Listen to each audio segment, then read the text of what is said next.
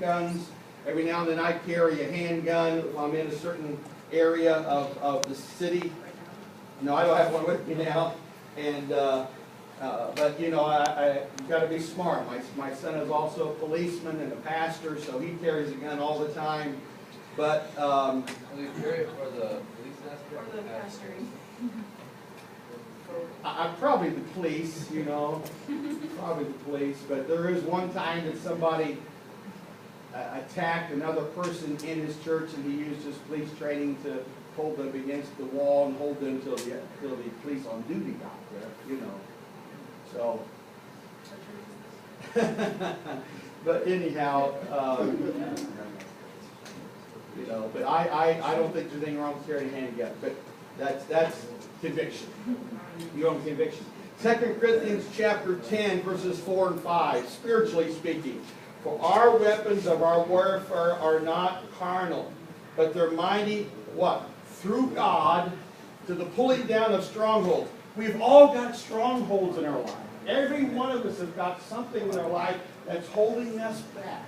What is your stronghold? What is holding you back? What kind of fear? What kind of personal habit is something that's holding you back? And you know what it is? You know what it is? Probably most of you do. I knew what mine was. I lived in denial of it for years. I finally got the handle of it. But the Bible says, casting down imaginations, every high thing that exalteth itself against the knowledge of God, and bring into captivity every thought to the obedience of Christ. So we've got to get some, number one, fear and our reverence, overcome all this other stuff the world tries to put in us. Right? So there in Esther 9, the Jews were only doing what King Saul was supposed to do 500 years before in 1 Samuel 15. We're going to get to 1 Samuel today. But, you know, he told them to go and wipe all the Amalekites out. Remember, wipe them all out. Get rid of them. But King Saul saved the king. He saved that king. And then Haman was a descendant of that. Also, Achan was supposed to destroy everything. And Achan went and he hid things and kept things. And so, just on your opinion, on what the Jews did that day, 75,000 of them, do you think that was fair? Totally? Totally fair? Anybody else? I think they were just wiping out anybody that they said that sought harm against them. Yeah, they just get out and kill people just because they had black hair, you know. And I think we're talking about a cultural situation. In America, we don't understand the Eastern thinking, the Eastern culture. That's why it's so hard for us to understand Iraq and Iran and different countries and Asia and so forth because of their military dictatorship. It is so hard for us to imagine suicide bombers. Can you imagine that? But to them, you see, they have been, in the Muslim faith, they have been promised, they get rewards if you kill yourself in the name of your religion. And over there, their thinking is it's an eye for an eye, it's a tooth for a tooth. So America has come into their country. It'd be kind of like, let's say people from Zambia all of a sudden decide to come to America and invade our country, or people from, you know, Italy, all the Italians move to America, and half of you probably are Italian here today, and take over our country, bring in the military, and you and I would be a little say, hey, what are you doing here? We can take care of ourselves. But yet, see, that's what's going on over there. These radical Muslims are saying, you know, I'm protecting my religion. I don't like these Christians in my country. And then they get a little wacky. They go out and strap bombs themselves and kill themselves. They're protecting their land. This is exactly what the Jews did in their Eastern, Middle Eastern culture. They were just protecting their way of living for God. They didn't want to die. So does that help you understand, you know, really what's going on? It's an amazing thing. Amazing thing. The next thing that happened after this, they established a feast called Purim. P-U-R-I-M. Purim was a feast to celebrate their freedom, kind of like our 4th of July, and to remind their children year after year after year. We're going to get into some touchy subjects right now, that God had saved them, God had delivered them from this destruction. It was a 2 days of celebration. They had a Purim, and they had eating, and they had celebration, and they danced in the streets, and great thing. Purim is not a Christian celebration, but the Jews still celebrate it today. It's their tradition. Anybody say tradition? Traditions are okay. They are fine. What happens when our traditions become traditionalism? Then we have problems.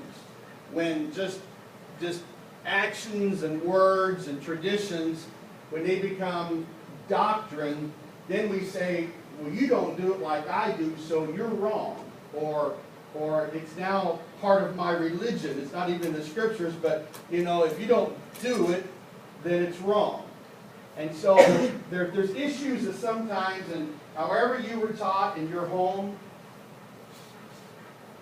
church by your pastor, he's right. He's correct. Everybody say, my pastor's right.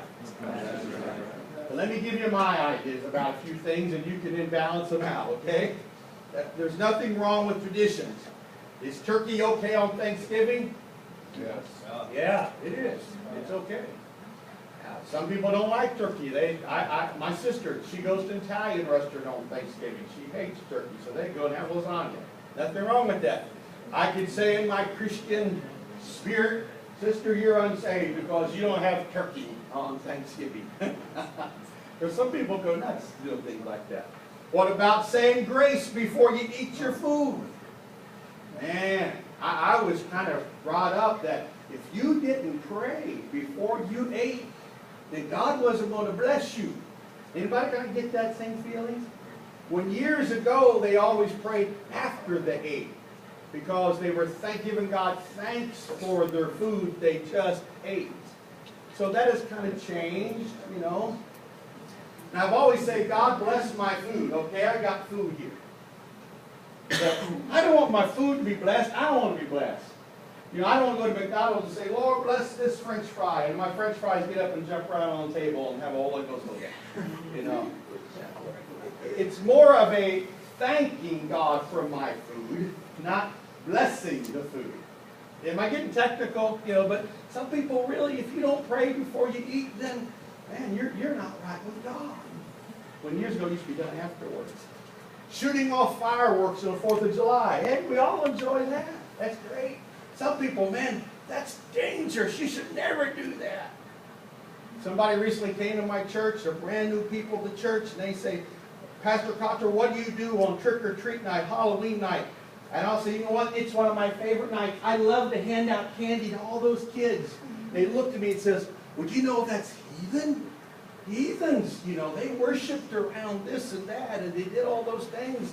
And I said, yeah, but I'm not a heathen. I'm just handing out candy to the neighborhood kids. You know, I'm having fun. I don't put on scarecrows and scare them, and I don't put on skeleton masks or ghouls masks. I love it, and I get to see people once a year that don't come to my church, but they come to my door, and I get to talk to them. You see, so it's kind of what you make it. Do I dare say Christmas trees? Oh Lord! Wow, you know, Christmas trees. Christmas trees in our living rooms. We just had this last weekend. We had a Christmas bazaar. It's our 37th annual Christmas bazaar. And my church hallways were lined with Christmas trees, selling ornaments. And we had 1,000 people come in. We raised almost $6,000 for Mother's Memorial, missions, and all this kind of stuff. Is that sacrilegious? If you've been taught that's wrong, then you listen to your pastor. But you got to understand, that's a tradition. A tradition. But be very careful when we make our traditions part of our salvation. Then we have a little trouble. Okay? And I'm going someplace with this. We all have traditions, even in the church. And they're good. But celebrations are things we respect. But it's nothing to do with our salvation. Examples. Neckties.